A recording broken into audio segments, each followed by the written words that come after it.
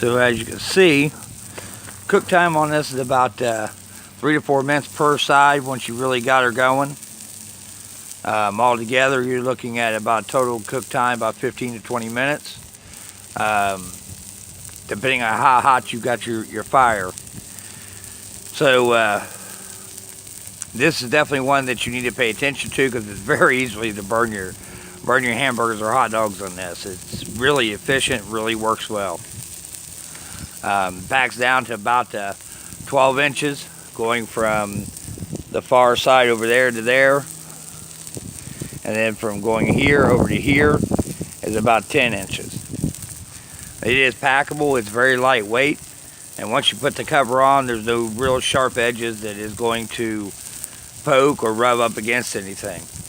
Really great little grill, man. You guys really should check this out if this is something that fits into your summer plans. Like, share, and subscribe as always. Thanks for watching.